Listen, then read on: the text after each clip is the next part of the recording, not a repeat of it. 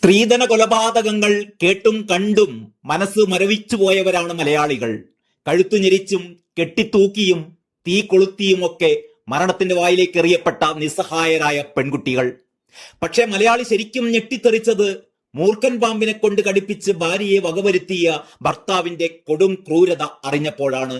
അതെ, കൊല്ലം അഞ്ചലിലെ ഉത്ര എന്ന പെൺകുട്ടി. ഉത്രയെ ഭർത്താവ് സൂരജ് വിഷപ്പാമ്പിനെ കൊണ്ട് കടിപ്പിച്ച് കൊലപ്പെടുത്തുകയായിരുന്നു.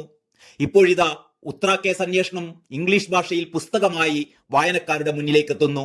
മുൻ ഉത്തരാഖണ്ഡ് DGP അലോക് ലാലും മകൻ മനാസ് ലാലും ചേർന്നാണ് പുസ്തകം എഴുതിയിരിക്കുന്നത്. Fangs of death, A true story of Kerala snake bite murder എന്ന പേരിലാണ് പുസ്തകം പുറത്തിറങ്ങിയിരിക്കുന്നത്. അമരലീസ് പബ്ലിക്കേഷനാണ് പ്രസാധകർ. ആമസോണിൽ പുസ്തകം ലഭ്യമാണ്. രാജ്യത്ത് ഇതിനു മുമ്പ് 2 തവണയാണ് പാമ്പിനെ കൊണ്ട് കടിപ്പിച്ച് ആളുകളെ കൊലപ്പെടുത്തിയ സംഭവം റിപ്പോർട്ട് ചെയ്യപ്പെട്ടിട്ടുള്ളത്. മഹാരാഷ്ട്രയിലെ പൂനെയിലും നാഗ്പൂരിലുമായിരുന്നു അത്. പൂനെയിൽ ഭാര്യയും കാമുകനും ചേർന്ന് ഭർത്താവിനെ കൊലപ്പെടുത്താൻ പാമ്പിനെ ഉപയോഗിച്ചു എന്നായിരുന്നു കേസ്. നാഗ്പൂരിലാവട്ടെ മാതാപിതാക്കളുടെ സ്വത്ത് തട്ടിയെടുക്കാൻ മകൻ തന്നെയാണ് പാമ്പിനെ കൊണ്ട് അവരെ കൊത്തിച്ച് കൊലപാതകം നടത്തിയത്. എന്നാൽ ഈ 2 കേസുകളിലും തെളിവുകളുടെ അഭാവത്തിൽ പ്രതികളെ വിചാരണ കോടതികൾ വെറുതെ വിടുകയായിരുന്നു. സമാനമായ നിരാശപ്പെടുത്തുന്ന വിധി ഉത്ര കേസിൽ ഉണ്ടായില്ല എന്നത് കേരള പോലീസിന്റെ നേട്ടമായി വിലയിരുത്തുന്നു.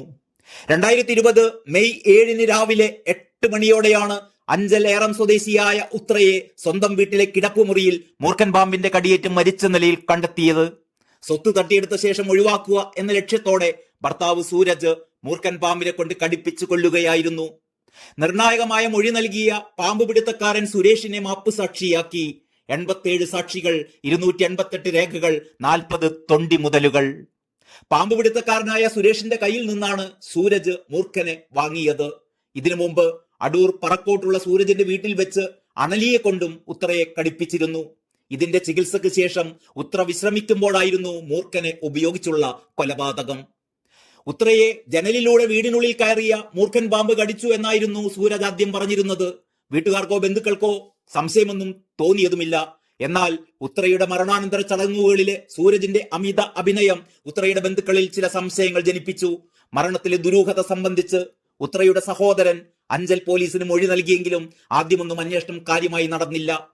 ഉത്രയ്ക്ക് നൽകിയ സ്വർണവും പണവും ഉത്രയുടെ കുഞ്ഞിന്റെ പേരിലേക്ക് മാറ്റണമെന്ന് വീട്ടുകാർ ആവശ്യപ്പെട്ടപ്പോൾ സൂരജ് പ്രകോപിതനായി പിണങ്ങിപ്പോയി. ഇതോടെയാണ് ഉത്രയുടെ ബന്ധുക്കളുടെ സംശയം ബലപ്പെട്ടത്. 2020 മെയ് 21 ഉത്രയുടെ വീട്ടുകാർ മരണത്തിൽ ദുരൂഹത ആരോപിച്ച് പോലീസിൽ പരാതി നൽകി. തൊട്ടടുത്ത ദിവസം റൂറൽ SP ഹരിശങ്കറിനെയും പരാതിയുമായി സമീപിച്ചു. തുടർന്ന് നടത്തിയ അന്വേഷണത്തിലാണ് കൊലപാതകത്തിന്റെ ചുരുളഴിഞ്ഞത്. മെയ് 23 സൂരജിനെയും സുരേഷിനെയും അന്വേഷണ സംഘം അറസ്റ്റ് ചെയ്തു. ജൂലൈ 7 പബ്ലിക് പ്രോസിക്യൂട്ടറായി G മോഹൻരാജിനെ നിയമിച്ചു. ജൂലൈ 14 നടത്തിയ തെളിവെടുപ്പിനിടെ ഉത്രയെ കൊന്നത് താൻ തന്നെയാണെന്ന് സൂരജ് പരസ്യമായി കുറ്റസമ്മതം നടത്തി.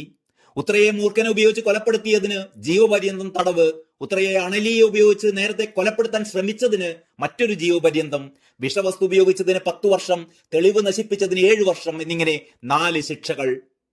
ഉത്ര വധക്കേസ് അന്വേഷിച്ച സംഘത്തിലെ 11 പേർക്ക് സംസ്ഥാന പോലീസ് മേധാവിയുടെ ബാഡ്ജ് ഓഫ് ഓണർ പുരസ്കാരം ലഭിക്കുകയുണ്ടായി. മുൻ റൂറൽ SP ഹരിശങ്കർ അടക്കമുള്ള 11 പേർക്കാണ് ബഹുമതി ലഭിച്ചിരുന്നത്. രാജ്യത്ത് തന്നെ അപൂർവ സംഭവമാണെന്നും കേസ് അന്വേഷണത്തിൽ ഉയർന്ന നിലവാരമാണ് അന്വേഷണ സംഘം പുലർത്തിയത് എന്നുമാണ് ബാഡ്ജ് ഓഫ് ഓണർ പ്രഖ്യാപിച്ചുകൊണ്ട് അന്നത്തെ DGP ലോക്നാഥ് ബെഹ്റ പറഞ്ഞിരുന്നത്. News desk Kalakaumudi.